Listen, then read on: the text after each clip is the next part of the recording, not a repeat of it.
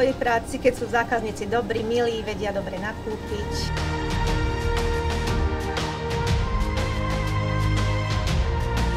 Ktorý nakúpi u nás veľa, rýchlo a je spokojný.